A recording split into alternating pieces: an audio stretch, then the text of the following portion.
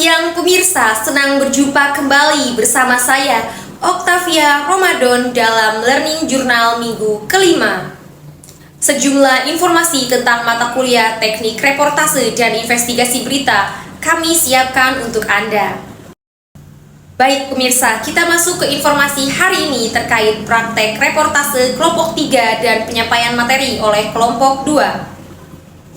Pada praktek reportase kelompok 3, mereka menyajikan berita tentang kasus penyalahgunaan narkotika di Cipacul, Kota Bintul. Kemudian, penyampaian materi oleh kelompok 2 tentang perkembangan jurnalisme, sejarah di Indonesia dan dunia, regulasi undang-undang pers di Indonesia, dan kode etik jurnalistik. Secara komprehensif, perkembangan jurnalisme dari masa ke masa, baik di tingkat global maupun di Indonesia, serta meninjau regulasi hukum dan kode etik jurnalistik yang menjadi pedoman profesi wartawan. Jurnalisme merupakan kegiatan mencari, mengolah, dan menyebarkan informasi secara akurat kepada publik.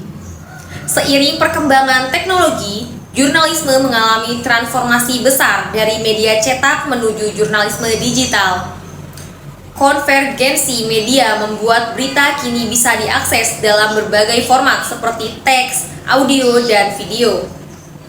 Jurnalisme digital juga menuntut jurnalis untuk multi-skill dalam interaktif dengan audiens. Revolusi internet mempercepat penyebaran informasi, menghadirkan jurnalisme warga atau citizen journalism, dan mengubah pola konsumsi berita masyarakat. Selain itu, muncul jurnalisme berbasis data dan kolaboratif yang memanfaatkan media sosial seperti teknologi kecerdasan buatan atau AI. Lalu awal jurnalisme dunia dimulai dari media cetak di Eropa pada abad ke-17 dan 18, berkembang melalui radio dan televisi di abad ke-20, hingga era internet saat ini. Media memainkan peran penting dalam peristiwa global seperti Perang Dunia,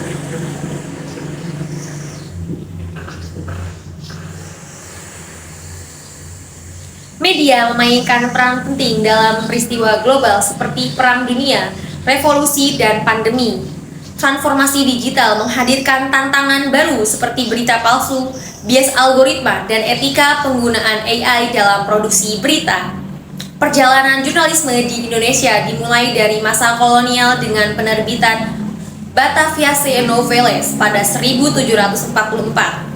Tokoh penting seperti Tito Adisudjo melalui Medan Prijaji menjadi pelopor pers nasional.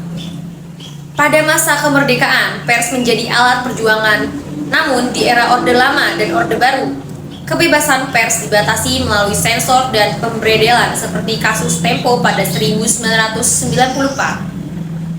Reformasi 1998 menjadi titik balik lahirnya UU No. 40 tahun 1999 yang menjamin kemerdekaan pers dan memperkuat peran Dewan Pers sebagai lembaga independen.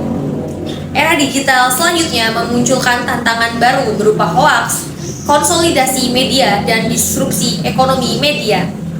UU No. 40 tahun 1999 menegaskan kemerdekaan pers sebagai bagian dari kedaulatan rakyat.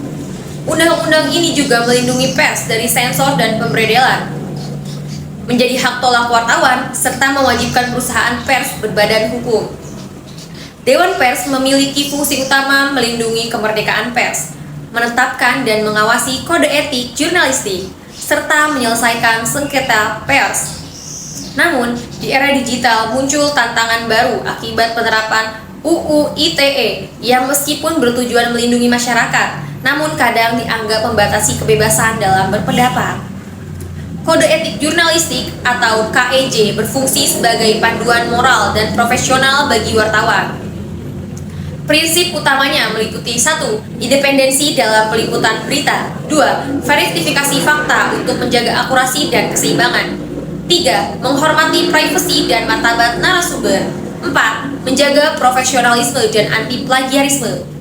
5. Menegakkan hak tolak, hak jawab, dan hak koreksi. 6. Menjunjung tanggung jawab sosial dalam pemberitaan. Kasus pelanggaran Kasus pelanggaran kode etik sering terjadi, misalnya pemberitaan berlebihan tentang kasus pribadi public figure seperti kasus Gisela Anastasia pada tahun 2020 yang menyalahi etika privacy dan privacy non-sensasionalisme. Jadi, jurnalisme berperan penting sebagai pilar demokrasi dan kontrol sosial. Namun, dalam era digital, jurnalistik dituntut untuk lebih bertanggung jawab, profesional, dan berpegang pada etika demi menjaga kredibilitas informasi serta kepercayaan publik. Regulasi dan kode etik menjadi fondasi utama untuk memastikan pers tetap merdeka, tetapi juga bermoral dan berintegritas. Demikian laporan kami. Kami akan terus memantau perkembangan situasi ini dan menyajikannya untuk Anda.